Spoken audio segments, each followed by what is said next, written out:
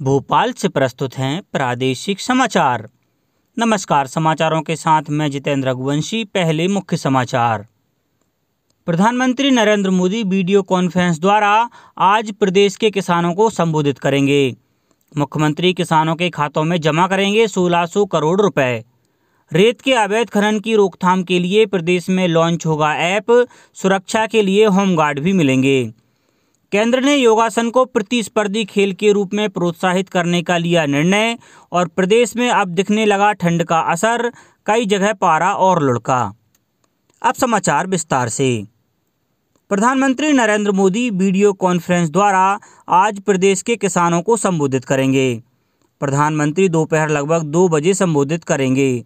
इस कार्यक्रम में नए कृषि कानूनों के लाभकारी प्रावधानों के संबंध में किसानों को विस्तार से जानकारी प्रदान की जाएगी। प्रदेश सरकार ने आज राज्य भर में किसान कल्याण सम्मेलनों का आयोजन किया है। रायसेन जिले में आयोजित राज्य स्तरीय कार्यक्रम में मुख्यमंत्री शिवराज सिंह चौहान शामिल होंगे।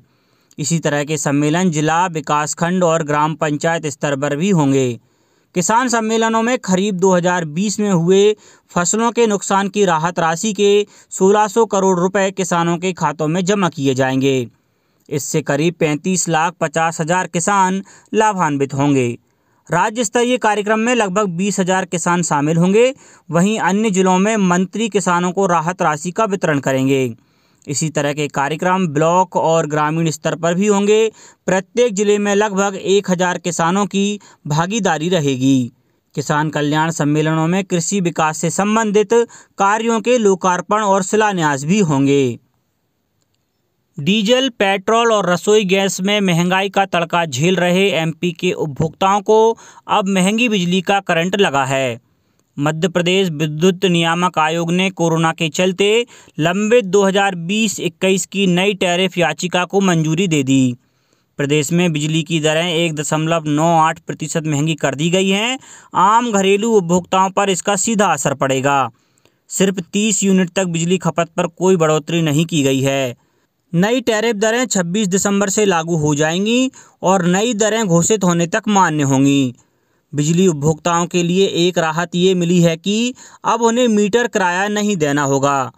पहले सिंगल फेस में 10 रुपये, 3 फेस में 25 रुपये और 10 किलोवाट से ऊपर भार के उपभोक्ताओं को 125 रुपये महीने किराया लगता था। खनिज एवं श्रम मंत्री बृजेंद्र प्रताप सिंह ने कहा है कि अवैध रेत के कारोबार को रोकने के लिए प्रदेश सरकार द्वारा पूरी तरह से प्रतिबद्ध एक्शन प्लान तैयार किए जा रहे हैं। खनिज विभाग जहां कमजोर है वहां मजबूत करने के प्रयास जारी हैं। जल्द ही एक ऐप तैयार हो रहा है जिसके माध्यम से बड़ी आसानी से पता लगाया जा सकेगा कि बगैर रॉयल्टी की गाड़ी कौन सी है। श्री सिंह ने जबलपुर में पत्रकारों से चर्चा करते हुए कहा कि नई रेत नीति जल्द से जल्द लागू की जाएगी। उन्होंने बताया कि विभाग को जल्द ही होमगार्ड मिलेंगे। इससे पहले यह सुविधा विभाग के पास थी, परंतु फंड के अभाव से गृह विभाग ने होमगार्ड वापस ले लिए थे। किंतु फिर से सरकार और गृह विभाग के बीच प्रस्ताव बना है जिसमें खनिज विभाग को होमगार्ड का बल दिए जाने पर सहमति बनी है। उन्होंने संभाग के अधिकारियों की बैठक भी ली। सोलर मैन के नाम से प्रसिद्ध आईआईटी मुंबई के प्राध्यापक डॉक्टर चेतन सिंह सोलंकी की 11 वर्ष के लिए निकाली जा रही सोलर एनर्जी स्वराज यात्रा कल बैतूल में पहुंची। प्रथम कार्यक्रम भारत भारतीय आवासीय विद्यालय में आयोजित किया गया, जहां डॉक्टर सोलंकी ने जिले भर से आए सौर ऊर्जा प्रेमियों को संबोधित किया। कार्यक्रम की अध्यक्षता क्षेत्रीय सांसद दुर्गादास उइके ने की। इस अवसर पर श्री सोलंकी ने उपस्थित जन समुदाय को संबोधित करते हुए कहा कि मनुष्य ने आधुनिकता की दौड़ में प्रकृति के साथ बुरा व्यवहार किया है। हमने प्रकृति से शुद्ध हवा, जल, रोशनी, ऊर्जा प्राप्त की, लेकिन इसे बचाना हमें नहीं आया। इन प्रकृति प्रदत्त उपहारों के उपयोग के संबंध में उन्होंने गांधी जी की बात दोहराते हुए कहा कि संसाधनों का उपयोग जरूरत के लिए हो, लालच के लिए नहीं।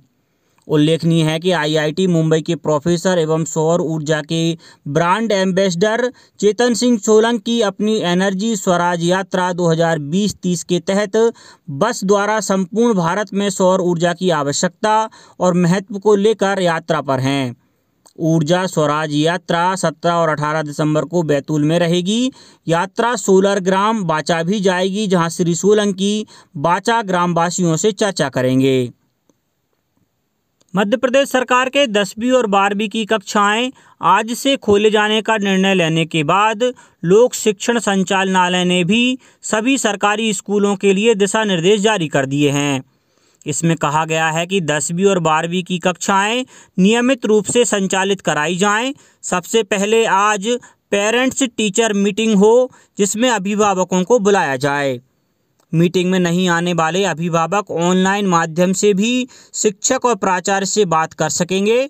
इसमें विद्यार्थी के परिजनों से उनके रिवीजन टेस्ट की कॉपी, प्राप्त अंकों एवं आगामी बोर्ड परीक्षा के संबंध में बातचीत की जाएगी। आयुक्त लोक शिक्षण जयश्री कियावत ने इस संबंध में प्रदेश के सभी कलेक्टर, जिला शिक्षा अधिकारी, सहायक आयुक्त, आदिवासी विकास और शासकीय हाई और हाई सेकेंडरी स्कूल के सभी प्राचार्यों को आदेश जारी किए हैं। देश में इस वर्ष की अंतिम राष्ट्रीय लोक अदालत में 32 अरब 28 करोड़ रुपए के 10 लाख से अधिक मुकदमों का निपटारा किया गया। ये अदालतें वर्चुअल और अन्य माध्यम से आयोजित की गईं।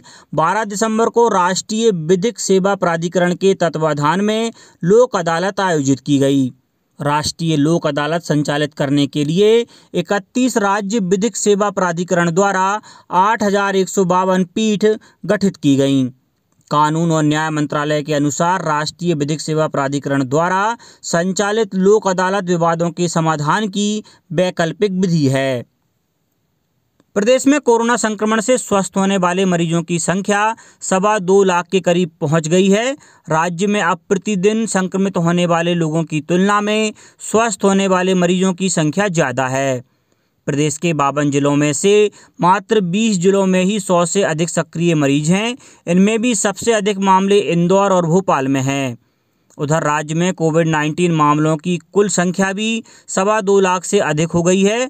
प्रदेश में अब लगभग 12,500 सक्रिय मामले हैं।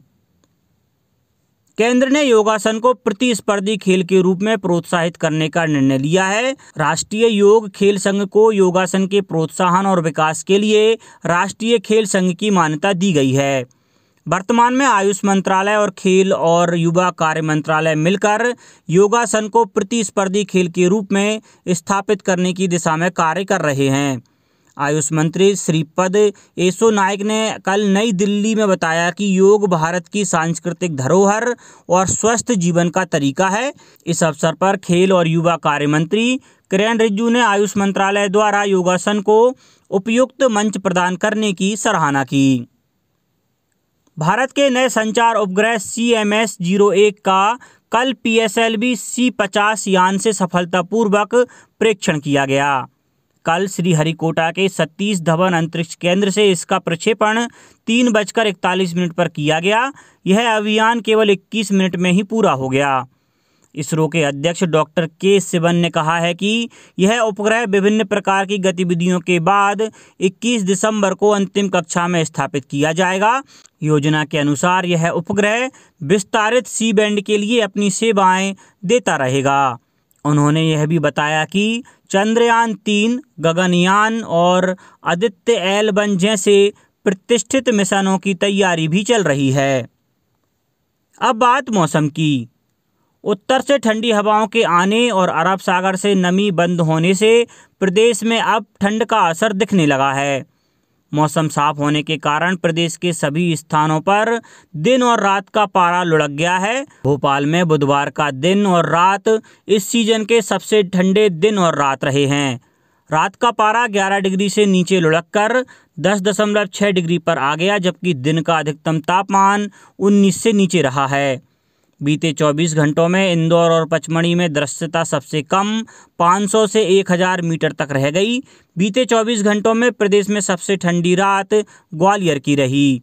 यहां रात का तापमान 7.4 डिग्री सेल्सियस तक आ गया। अब कुछ समाचार संक्षेप में। इंडिगो एयरलाइंस आज से इंदौर और दिल्ली के बीच नई उड़ान सेवा शुरू कर रही है। यह सेवा अगले वर्ष 27 मार्च तक जारी रहेगी।